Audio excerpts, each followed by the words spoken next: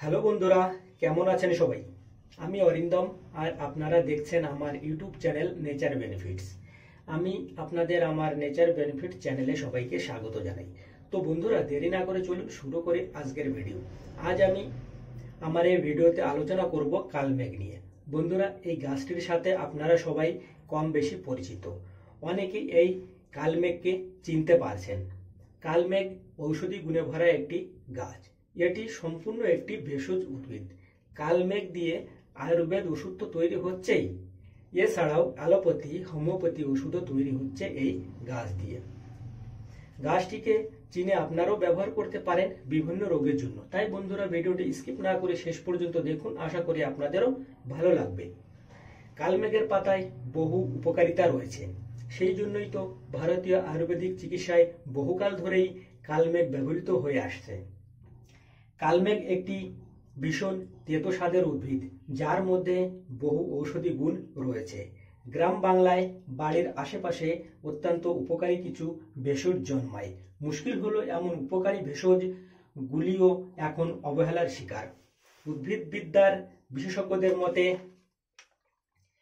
কালমেঘের মতো উপকারী গাছ হাজার খুঁজলেও পাওয়া মুশকিল। শরীরের প্রায় প্রতিটি অঙ্গের উপরে এই গাছের ইতিবাচক প্রভাব রয়েছে। এই গাছটি সবার কাছে কালমেঘ নামে পরিচিত। একে হিন্দিতে কুলুপনাথ বলা হয়। এর অন্য প্রচলিত নাম হলো আলুই। ভারত সহ বাংলাদেশের বিভিন্ন স্থানে এই গাছ জন্মায়। এটি একটি বর্ষজীবী উদ্ভিদ। এর বৈজ্ঞানিক নাম হলো অ্যান্ড্রোগ্রাফিস পানিকুলেটা। এই গাছের গড় উচ্চতা 1 মিটার। এই গাছের পাতাগুলি বলমাকৃতির হয়, ফুল খুব ছোট হয় এবং বিক্ষিপ্ত গুচ্ছে ফুল ফোটে। এর ফুলের রং হালকা গোলাপি হয়। এর ফল 2 সেন্টিমিটার মতো লম্বা হয়ে থাকে। একে অনেক স্থানে চিরতার ঔষধ বলা হয়। তো বন্ধুরা, চলুন এবার জেনে নিই কালমেঘের গুণাগুণ। লিভারের সমস্যায় যারা ভুক্তভোগী তাদের জন্য রামবান ওষুধ কালমেঘ পাতার রস। কালমেঘ পাতায় অ্যান্টিঅক্সিডেন্ট, অ্যান্টি ইনফ্লেমেটরি, হেপাটোপ্রোটেক্টিভের মতো অনেক উপাদান রয়েছে। লিভারের কোষে ক্ষয়ক্ষতি রোধ করে এই কালমেঘ পাতার রস।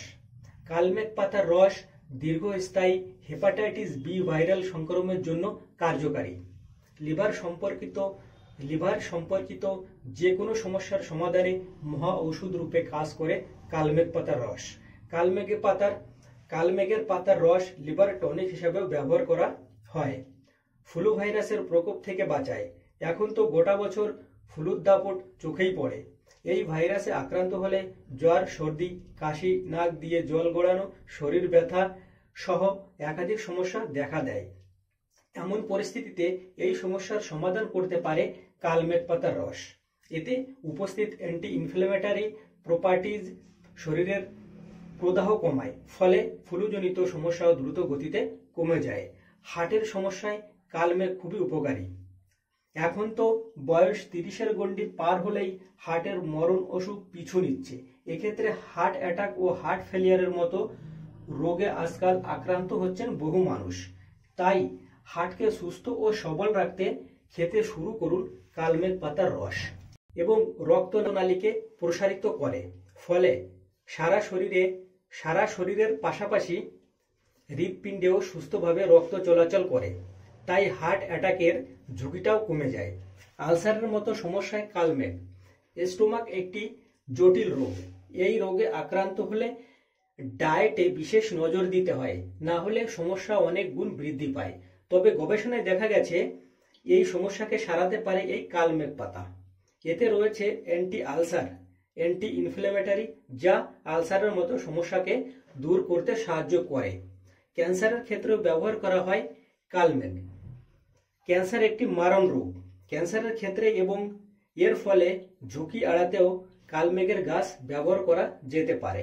এই গাছে ক্যান্সার প্রতিরোধী বৈশিষ্ট্য রয়েছে, যা ক্যান্সারকে দূরে রাখতে সাহায্য করে।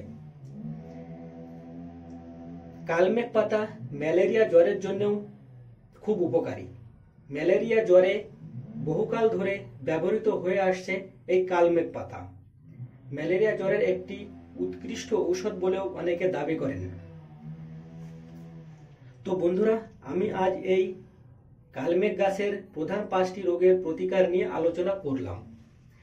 এছাড়াও ডায়াবেটিস, অনিদ্রা, ক্ষত স্থান সারাতে, রোগ প্রতিরোধক ক্ষমতা বাড়াতে, পেটের কৃমি দূর করতে, বদহজম, ত্বকের সমস্যা, টনসিলের সমস্যা, আর্থাইটিস বা গেটে বাতের সমস্যা, রক্ত আমাশা, দূষিত জ্বর ইত্যাদি সারাতে সক্ষম এই কালমেঘ পাতার রস।